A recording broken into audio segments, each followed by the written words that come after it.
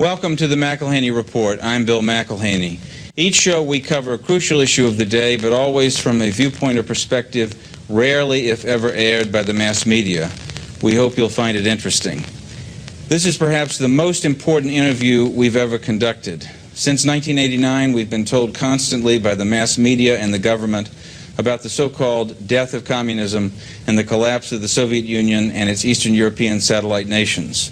We are told that the new Russian rulers are democratic and opening up to political and economic freedom.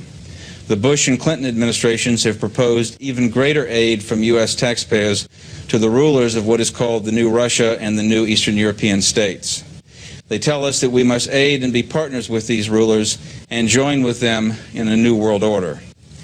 Our guest today can refute this conventional wisdom. He is one of two outstanding experts in the free world on this subject. The other expert, Anatoly Golitsyn, the source of this information, has been living in the United States in hiding under an assumed identity since 1960 to protect himself from murder by the Soviet KGB. Our guest today is editor of the London-based periodical Soviet Analyst and editor of Golitsyn's second book, just published in the spring of 1995, The Perestroika Deception. I want to welcome Christopher Story to the McElhaney Report. Delighted to be here. Very happy to have you, sir. For our listeners who are unfamiliar with this subject, we must start at the beginning. Anatoly Golitsyn, this is one of maybe one or two existing public photographs of him, probably taken 30 years ago. Who is Anatoly Golitsyn, and what did he reveal when he defected from the Soviet KGB in 1960?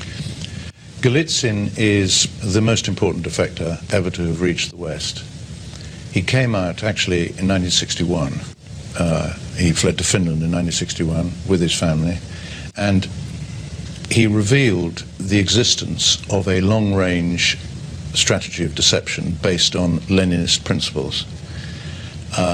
And his importance is that all defectors who've come since him appear to have been engaged in an attempt to refute what he says.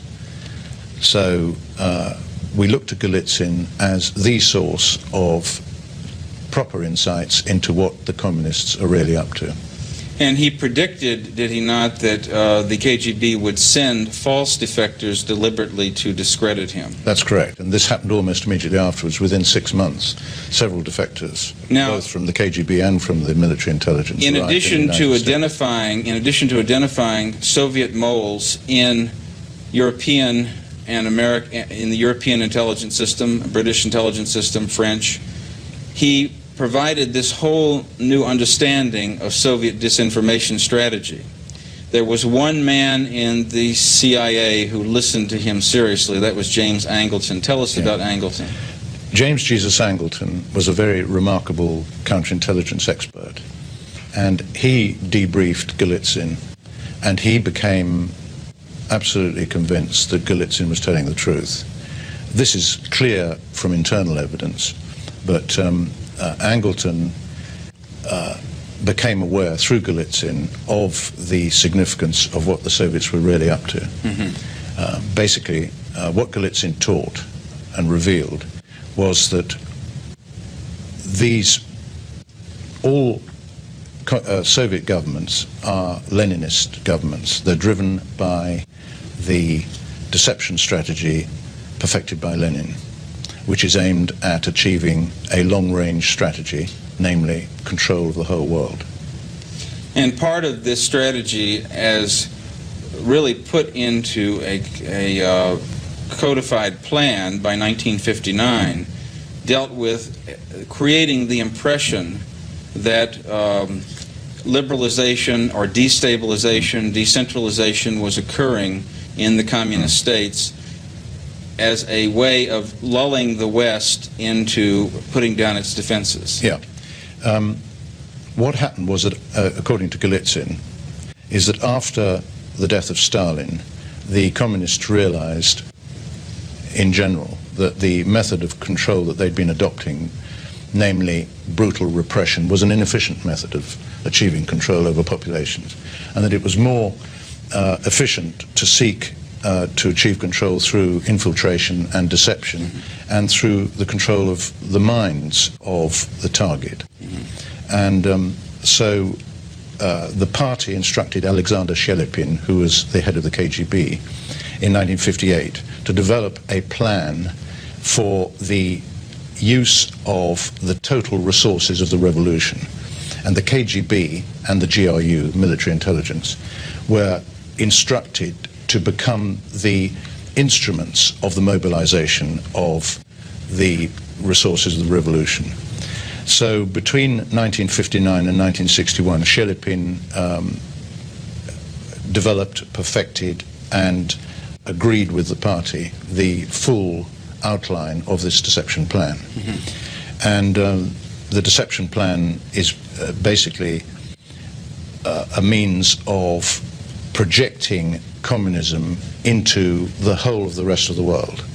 And they do it through deception, and we can examine how this is done as we go on. Well, one of the features of the plan, obviously, was to give the impression that the international communist movement was breaking up, that there were splits, divisions, dissent, that there was a rift between Yugoslavia and the Soviet Union, there was a rift between Red China and the Soviet Union. All of these things were examples of this disinformation strategy. And one of the principal goals of it would be that the West would feel more secure and put down its guard. Yes.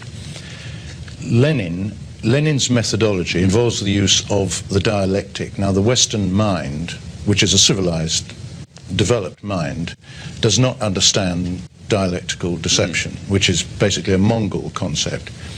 And the fake Russia-China split is a good example. By creating the false impression that there was a split, which incidentally they've continued ever since, because now we have communist China and supposedly non-communist Russia, so the illusion of the split continues. That's right. The West was lulled into believing that if it supported China, it would be taking precautionary action against Russia. Yes. In fact, what's happening, and is continuing, they are both working together, and their intentions ultimately are hostile. They are aggressively oriented towards the West. Yes, and another consequence of staging, deliberately staging, phony encouragement of, or setting up, let's say, setting up phony, the KGB setting up phony dissident movements within communist countries, and supposedly, or in a theatrical way, presenting what appears to be liberalization or some lessening of tight control. That also has the effect of lulling the underground, the genuine underground opposition to communism in these countries out in the open, giving them the false hope that they can speak out, and then further identifying them and destroying them. Well, this goes back actually to Tsarist days. In fact, the Tsarist secret police were adept at this. But Stalin's henchman, the founder of the Cheka, Dzerzhinsky, was particularly skilled at using what we call false opposition. And in fact, this was the main thrust of Lenin's strategy in the 1920s, when Lenin launched into the West what is known as the Trust. He allowed the emigration of a large number of émigrés, and in their number were many controlled communist members of the Cheka. And he introduced this false controlled opposition to Western intelligence, and as a result, the perception of by Western intelligence of what was really happening was distorted. Now, this principle has been applied since 1961, and it came to its fruition under Gorbachev. Gorbachev's perestroika, which means restructuring, is in fact the restructuring not of Soviet society, although that was done for, there was a certain amount of reform and restructuring to give it credibility. Superficial. Superficial. It is essentially the restructuring of the Western mind, the control of the Western mind. That is what it means. Stalin used the word perestroika, and it meant, in Stalin's vocabulary, it meant the reshoeing of a horse. So the West misunderstood perestroika, the meaning of perestroika, thinking that it meant reform of the communist movement. And this is In because, fact, it's a deception. yes, and this is because everything that we've witnessed since 1989 has been part of this grand disinformation strategy, which Golitsyn revealed in his 1984 book, New Lies for Old, had been prepared by 1959.